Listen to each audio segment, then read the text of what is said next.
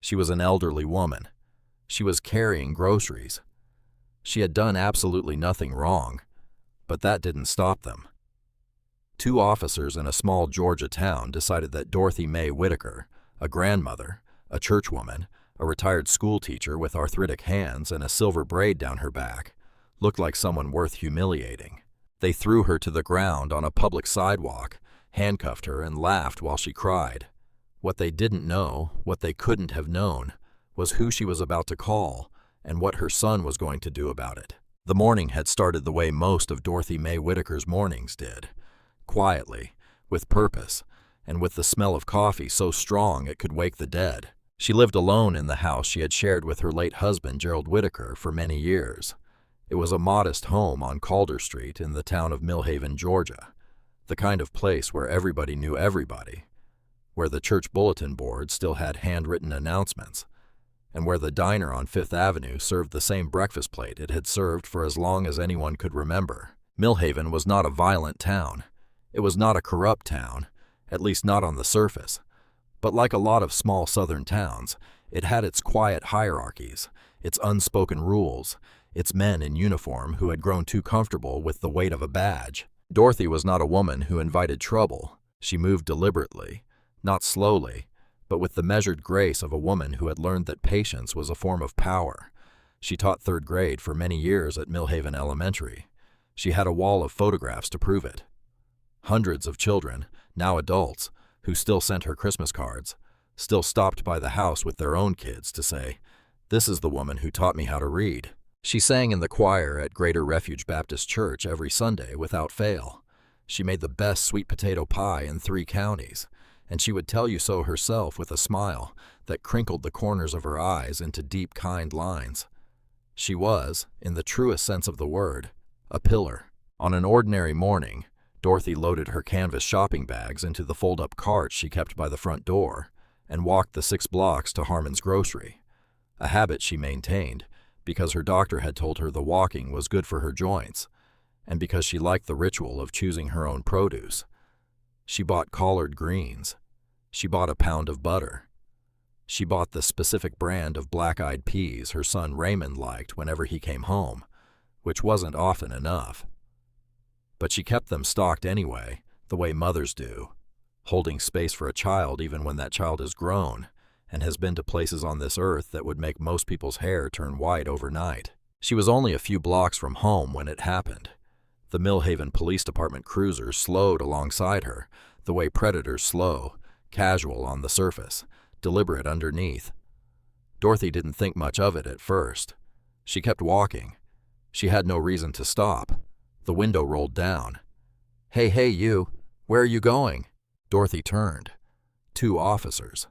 The driver was a large man, thick-necked, red-faced, with a jaw that looked like it had been designed specifically to clench.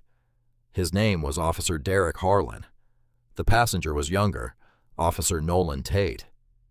He sat in silence, watching the way young men do when they're trying to figure out which side of history they're going to land on. "I'm walking home," Dorothy said. Her voice was calm. She had encountered officers like Harlan before. You don't get to be an elderly black woman in the South without learning how to hold yourself still in the presence of danger. "There's been a report of shoplifting in the area," Harlan said, "matching your description." Dorothy blinked. "Excuse me?" "Step over to the curb, ma'am." "I have my receipt right here," Dorothy said. She began to reach into her coat pocket, a beige overcoat she had owned for years, pressed clean, the kind of coat you could tell was cared for. "I have every receipt from Harmon's." I said, "Step over to the curb." She stepped. She held out the receipt. Harlan didn't look at it. What happened next was captured on the dash cam of a passing delivery truck. The driver, a man named Corey Beaumont, had his camera running, and his angle caught almost everything. Harlan grabbed Dorothy's canvas cart and yanked it. She stumbled. She reached for it instinctively, because that is what you do when someone takes something from your hands. You reach. Harlan interpreted the reach as resistance. He grabbed her arm, twisted it behind her back with the practiced ease of a man who had done this too many times, and took Dorothy Mae Whitaker, an elderly woman with arthritic wrists and a heart that had never known anything but love for other people, down to the pavement. She cried out. Her knees hit the concrete. Her palms scraped. One of the canvas bags split open, and her groceries spilled across the sidewalk. The collard greens, the butter, the black-eyed peas her son liked rolling into the gutter, while Officer Derek Harlan put his knee against the back of a grandmother and clicked the handcuffs shut. Nolan Tate got out of the car. He stood there. He did not help her up. He did not stop Harlan. He just stood there, his hand on his belt, watching the collard greens roll into the drain. 3 people on the sidewalk stopped. Phones came out, but Harlan didn't care about phones. Harlan had never cared about phones, because in Millhaven, Georgia, with Chief Leland Crow running the department, nothing had ever come of phones before. Dorothy was put into the back of the cruiser and driven to the Millhaven police station, where she sat in a holding area for some time before anyone processed her. She had no charges filed against her. She had not, in fact, matched any shoplifting report. The call that had prompted the stop, it would later emerge, had been a vague, anonymous complaint about a suspicious woman on Calder Street, which in Millhaven's dispatch logs amounted to the same thing it always had: enough. They kept her phone for the first stretch. When they gave it back, she made one call. She called her son. In a nondescript building on a secure installation that doesn't show up on public maps outside of Fort Bragg, North Carolina, a man named Raymond Whitaker was sitting in a debrief room reviewing tactical overlays from an operation that, for obvious reasons, cannot be described here. Raymond Whitaker, Rye to the people who knew him, Commander Whitaker to the people who didn't, was not a large man in the way that people expect soldiers to be. He was of average height, lean and precise, with close-cropped silver at his temples, and the kind of stillness about him that made other men unconsciously lower their voices. He had served for many years in the United States Army. He had been selected for Delta Force, officially known as 1st Special Forces Operational Detachment Delta, some time ago, after already compiling a service record that his commanding officer at the time had described in a classified evaluation as the most operationally versatile profile he had encountered in 3 decades of command. Raymond had deployed to countries most people would never hear of. He had operated in environments where the air itself was trying to kill you. He had completed extractions, interdictions, and operations that most people would not believe were real, even if someone described them in detail. He was, in the language of people who know what the words mean, genuinely dangerous. He was also, without any contradiction, the most devoted son Dorothy Mae Whitaker had ever raised. He called her every Sunday after church. He had her photo in his kit on every deployment.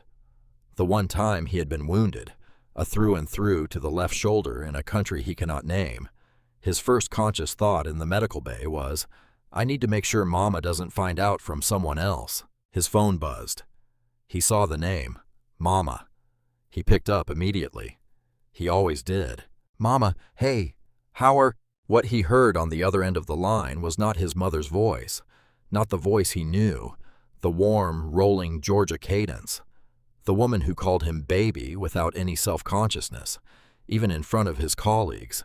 The woman whose laugh sounded like it was doing you a favor. What he heard was a sound he had never, in his life, heard from her before. She was crying. Dorothy Mae Whitaker had survived the death of her husband. She had survived losing her sister to cancer. She had survived many years of third-grade classrooms with broken heaters and underfunded supply lists, and she had not broken. But she was crying now, thin, shaking, quiet crying, the kind that a person does when they are trying not to let the people watching them see how frightened they are. "Raymond," she whispered. "Baby, they've got me at the police station. I didn't do anything.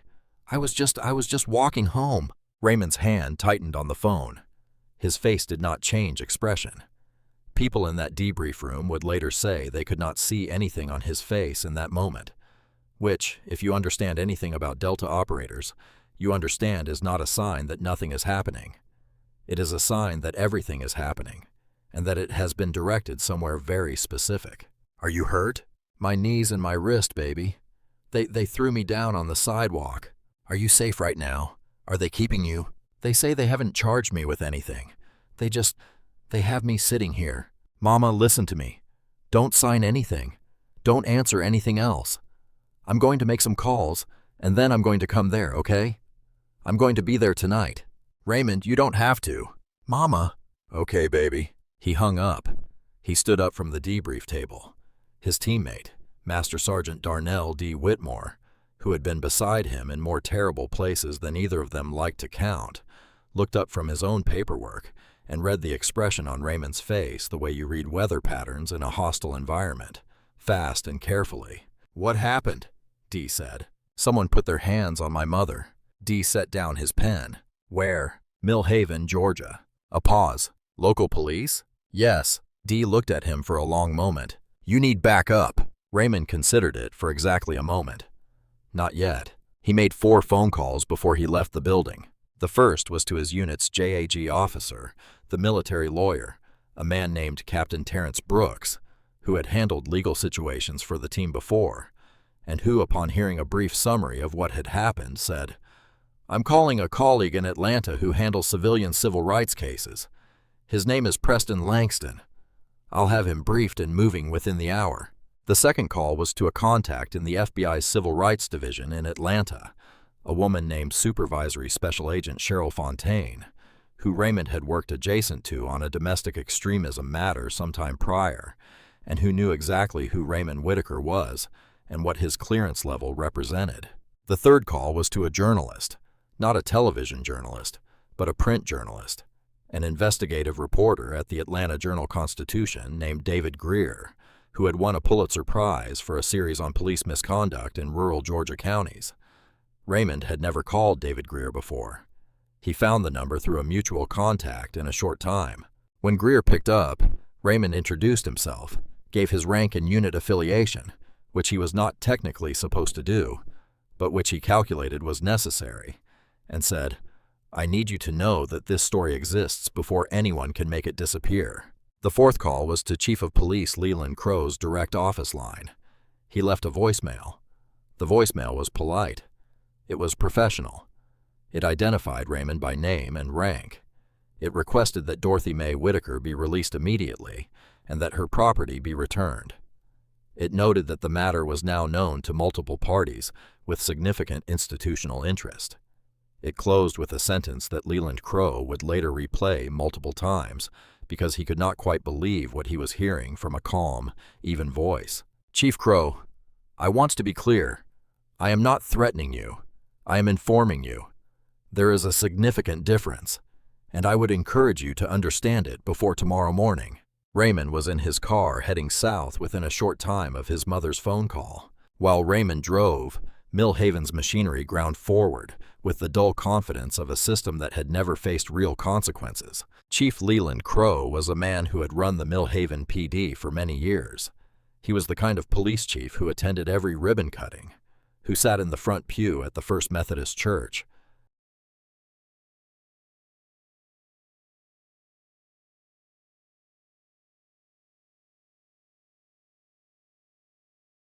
who had his photo taken with the mayor every 4th of July. He was the kind of man who had learned a long time ago that appearances are infrastructure. If you look like the law, you can act however you like underneath it. When Crow got Raymond's voicemail, he listened to it once, set his phone face down on the desk, and called Officer Derek Harlan into his office. Tell me what happened with the woman on Calder Street, Crow said. Harlan shrugged. Suspected shoplifter. She resisted. Standard procedure. She's still here. Holding area. Were there witnesses? Couple of people on the sidewalk. Nothing we need to worry about. Crow tapped his desk. Release her. Give her property back. Harlan's jaw tightened. Chief, release her, Derek, and listen to me. Crow leaned forward. The incident report says she fell. Okay. She was unsteady on her feet. She lost her balance. We helped her up. Attempted to assist a citizen who appeared to be in distress.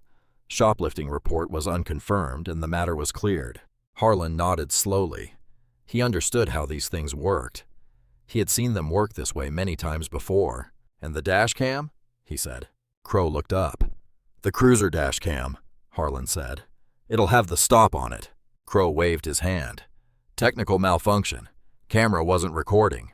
What neither of them knew, what neither of them could know, was that the conversation they were having right now, inside Crow's office with the door closed, was being recorded. Not by anyone in law enforcement, not by any surveillance system. It was being recorded because Dorothy Mae Whitaker's neighbor, a retired electrician named Walter Beaumont, had become alarmed when Dorothy didn't pass his porch on her return walk home. Walter had gone looking. Walter had his phone in his hand when he passed the station. And Walter, who was also a deacon at Greater Refuge Baptist, and who had known Dorothy for many years, had begun making his own calls. One of those calls was to his nephew, who worked in IT. His nephew had a contact who knew how to do things with devices that most people don't know are possible. None of this would surface for some time, but it would surface. Dorothy was released later that afternoon. No charges, no explanation. An officer handed her the canvas cart and her groceries, the ones that hadn't been ruined, in a plastic bag. Her receipt was not returned. The officer, to his credit, would not meet her eyes. She stood on the steps of the Millhaven Police Department in the evening, her knees bandaged with gauze the station's medical kit had provided only because she had asked twice, and she called her son again. "They let me go," she said. "I know," Raymond said. He was hours out. "I'm coming anyway." "Raymond, you really don't need to." "Mama." "Okay, baby." Raymond Whitaker arrived at his mother's house on Calder Street that evening. Dorothy opened the door before he could knock. She had always had some sixth sense about his arrival, even when he was a boy coming home from baseball practice. And she stood there in her house dress with the gauze on her knees and her silver braid undone around her shoulders. And for a moment, they just looked at each other, the decorated military commander and the woman who had raised him. Then she stepped forward, and he put his arms around her the way he had since he was a boy, carefully, because she had always been smaller than he remembered. "Let me see your wrist," he said. "It's fine, baby." She held it out. It was swollen at the joint. He took a photograph with his phone and sent it to Captain Terrence Brooks and to Preston Langston. Preston Langston called back minutes later. He had a warm, measured baritone, and he introduced himself to Dorothy directly, a detail that Raymond noted and respected. "Mrs. Whitaker," Langston said, "I want you to know that you have done nothing wrong, and I want to help you. With your permission, I would like to formally represent you beginning tonight. We're going to document everything. We're going to file a complaint with the Georgia Peace Officer Standards and Training Council tomorrow morning, and we're going to talk about whether we pursue civil litigation." Dorothy looked at Raymond. Raymond said nothing. It was her decision. "Yes," Dorothy said. "I'd appreciate that, Mr. Langston." Over the next stretch, Raymond Whitaker moved through his mother's house with the quiet efficiency of a man running an operation. He called David Greer at the Atlanta Journal-Constitution and gave him everything: dates, times, Dorothy's address, the name of the delivery truck driver, Corey Beaumont, whose dashcam had captured the incident.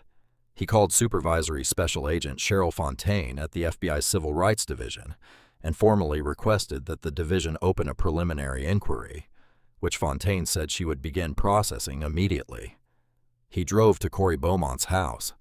He'd found the address through the Whitfield Regional Supplies Company website and knocked on the door that evening.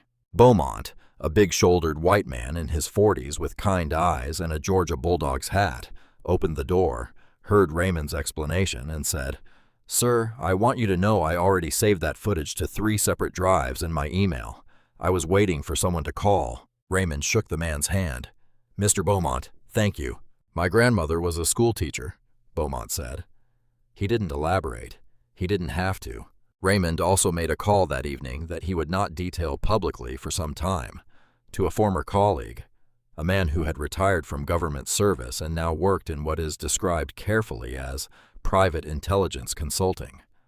The man's name was Roland Fitch, and the conversation between them was brief and took place on a line that was by design very difficult to listen to.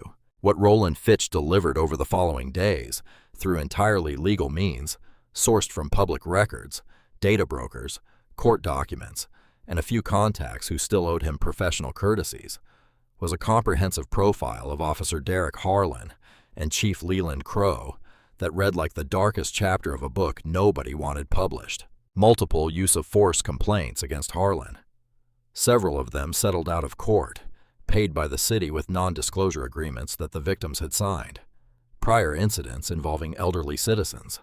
One incident involving a young boy who had spent time in the hospital and whose family had been quietly paid in exchange for silence. Crow had been present for the settlement negotiations on some of those cases.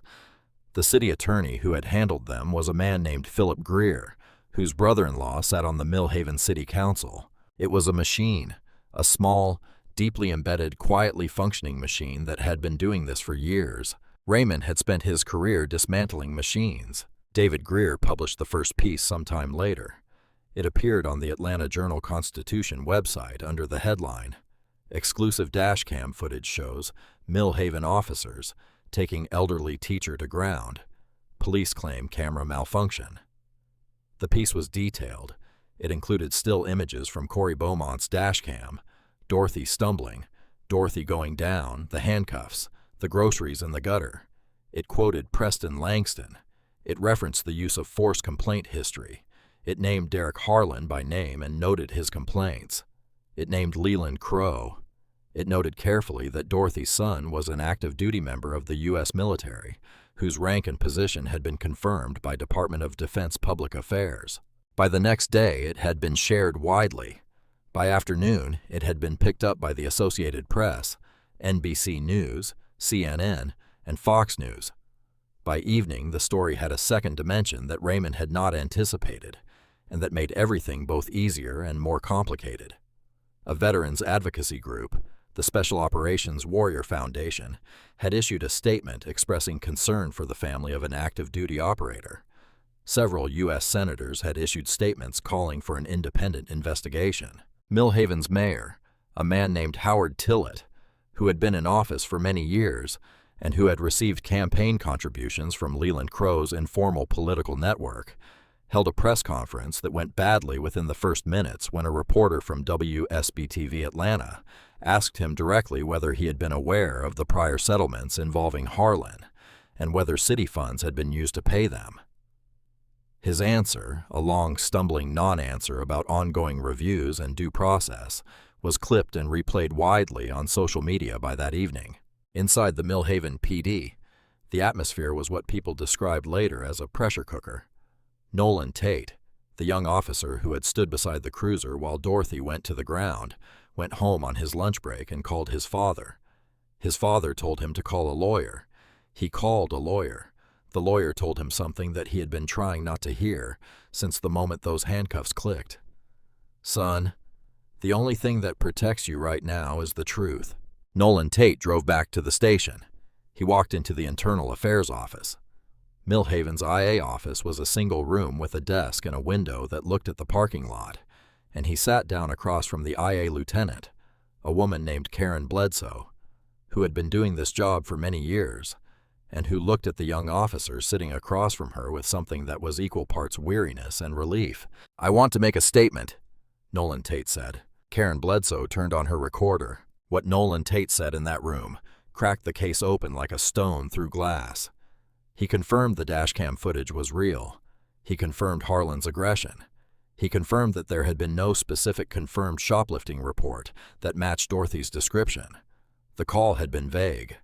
The match was pretextual, and he had known it at the time. He confirmed that after the incident, Harlan had radioed back to the station and described Dorothy as belligerent and combative, neither of which was true.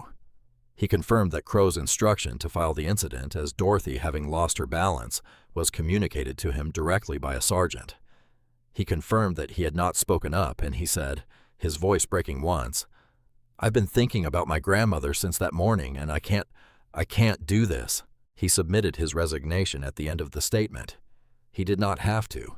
It was, in every objective sense, the bravest thing Nolan Tate had done in his time on the force. His lawyer would later note that by coming forward, he had protected himself from the criminal obstruction charges that were about to fall on several of his colleagues. But Raymond Whitaker, when he read the transcript of Tate's statement that Preston Langston obtained through discovery, said something privately about the young officer that was generous in a way that surprised no one who actually knew Raymond. He did the right thing when it cost him something that matters. The Georgia Bureau of Investigation opened a formal criminal investigation. The FBI's Civil Rights Division confirmed a parallel federal inquiry. Derek Harlan arrived at work the next morning and was placed on administrative leave before he reached his desk. He was escorted to his car in the parking lot by 2 supervisors, and there were television cameras in the lot because someone had tipped them off. The footage of Harlan walking to his car, thick-necked, red-faced, jaw clenched exactly as Dorothy had described him, ran on cable news for hours. Leland Crowe resigned sometime later. His resignation letter was brief and said nothing. It cited the desire to allow the department to move forward without distraction, which is the language men use when they are hoping to control the story of their own departure. It did not work. By the following week, the city attorney, Philip Greer, had retained private counsel and was declining all press inquiries. By the week after that, the Millhaven City Council had voted to release the case files on all prior settlements. The vote was overwhelming, the dissenting votes coming from council members whose connections were now under scrutiny. The settlements painted the picture in devastating clarity. Multiple separate incidents,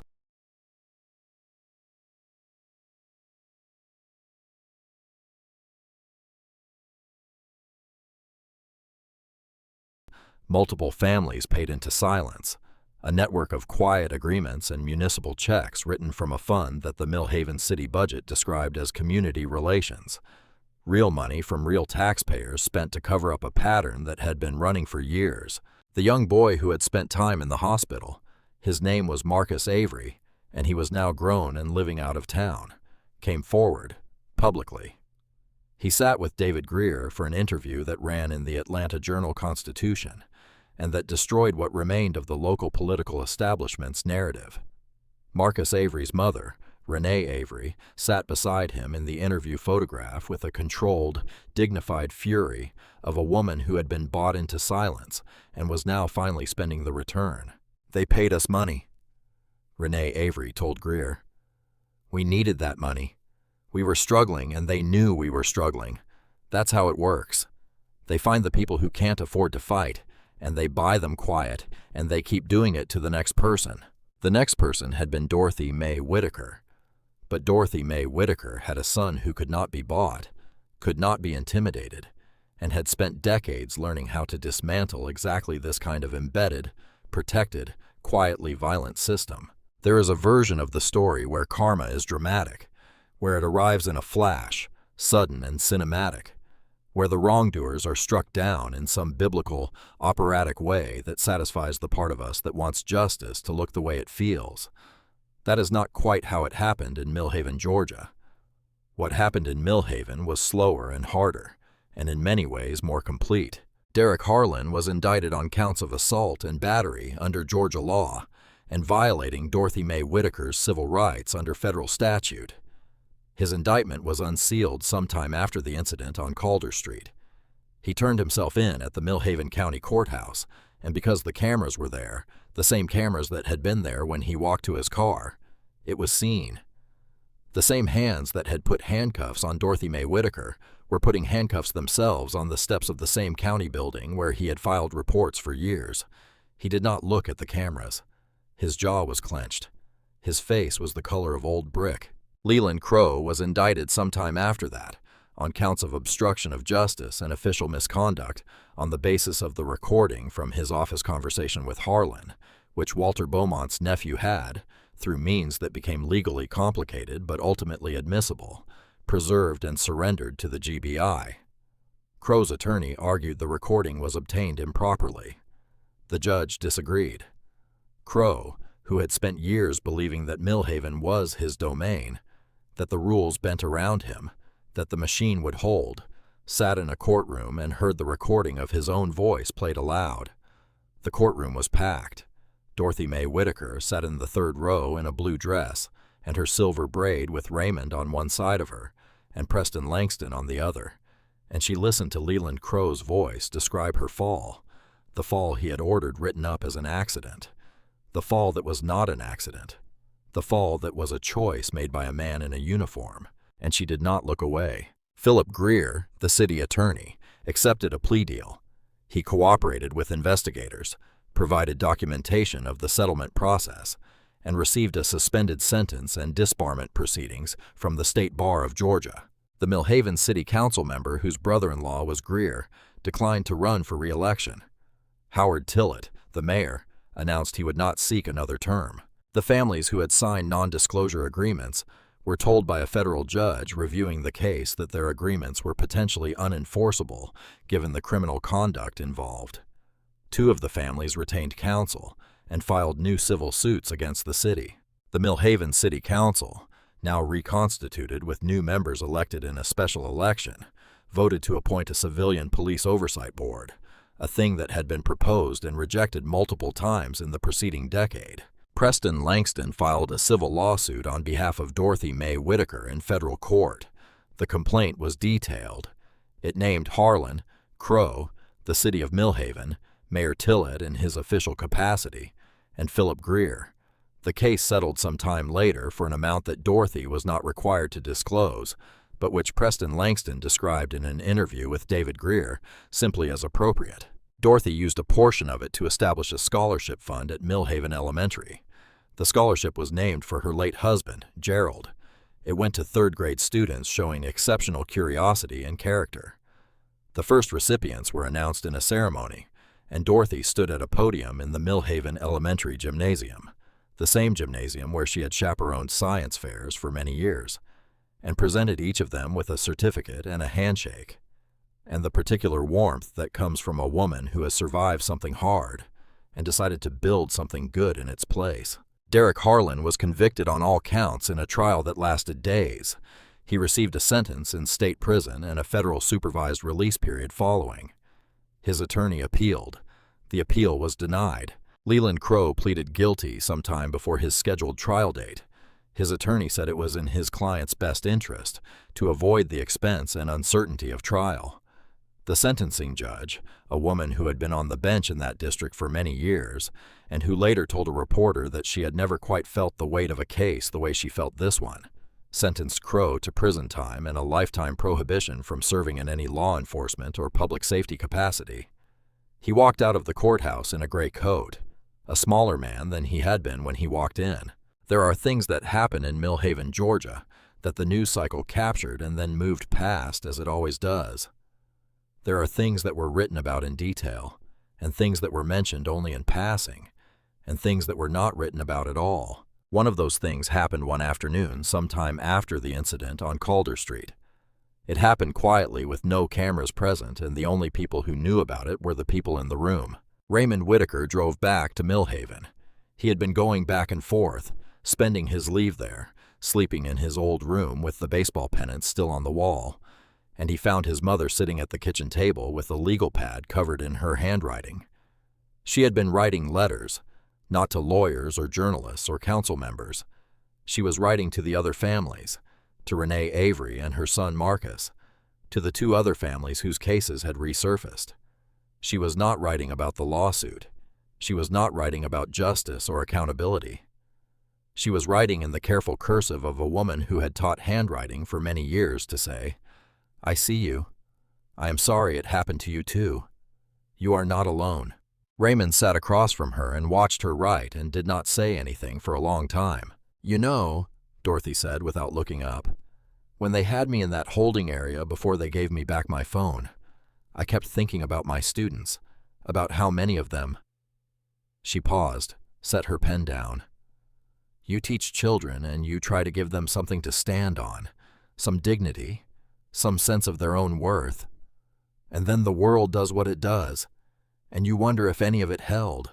"It held in me," Raymond said. She looked up at him. Then something moved across her face that was not quite a smile and not quite tears, but held both of them somewhere underneath. "You didn't have to come all the way down here," she said. "Mama," he said equally patiently, "I've gone to places that don't have names. I've done things that would give you nightmares. The thing that I would crawl through fire for is sitting at this table writing letters to people she's never met." He paused.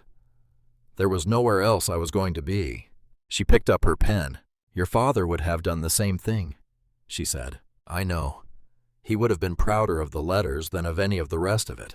Raymond thought about that for a moment. "He would have been right," he said.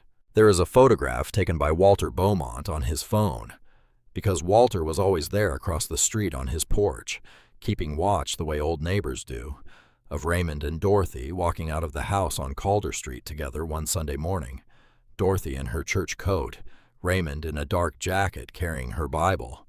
They are walking side by side, and Dorothy is talking, and Raymond is listening with his whole body, the way he always listened to her, and the morning light is doing something soft and generous to the old oak trees on the street. Walter sent it to Raymond later. Raymond sent it to Dee, who had seen Raymond Whitaker do things in the dark in terrible places that would make this story look like an afternoon, looked at the photograph for a while, and then texted back 3 words: "That's the mission." The Millhaven Police Department, in the years following, underwent what its newly appointed chief, a woman named Adrienne Castillo, recruited from the Atlanta PD's Reform Unit, with a record of community policing and a reputation for running a department where accountability was not optional, described as a rebuild, not a reform. Officers resigned or were terminated in the period following the investigation. The department's use of force policies were rewritten with input from the newly formed Civilian Oversight Board. Body cameras became mandatory. Dashcam footage became subject to automatic retention, without the possibility of administrative deletion, a policy that required a change to the department's internal IT systems, which Adrienne Castillo pushed through the city council in her first months over the objections of council members who were gone by the next election cycle. The culture change was slower. Culture always is, but the structural changes were real, and they were documented, and they were periodically reviewed by the civilian board that Dorothy May Whitaker attended, without fail every 3rd Tuesday of the month. She sat in the back row most months. She did not speak often, but she was there, which meant something in itself. The presence of a woman who had been put on the ground on a sidewalk, and who had refused to let that be the last word on what Millhaven was, or what it could become. Adrienne Castillo, in an interview with a Georgia public radio station about her tenure, was asked what the most significant influence on the department's transformation had been. She did not say Derek Harlan's conviction. She did not say the federal investigation. She said, "An elderly woman who knew who she was before they ever put their hands on her, and who kept knowing it after." That's harder to be than anything the job has ever asked of me. People talk about karma as if it is a supernatural phenomenon, as if it descends from somewhere outside the world, from some accounting system maintained by the universe itself, dispensing consequence without human involvement. What happened in Millhaven was not supernatural. It was deeply, specifically, human. It was a delivery truck driver named Corey Beaumont who kept his dash cam running. It was a retired electrician named Walter Beaumont who noticed that his neighbor hadn't walked past his porch. It was a young officer named Nolan Tate who made the hardest decision of his short career in a room with a recorder, and a woman who was willing to listen. It was a journalist named David Greer who answered a cold call from a man he'd never met because the story was real and it mattered. It was a lawyer named Preston Langston who called Dorothy May Whitaker directly by name on her first night home because she was a person and not a case number. It was Captain Terrence Brooks who knew who to call. It was Cheryl Fontaine at the FBI who opened the inquiry without hesitation.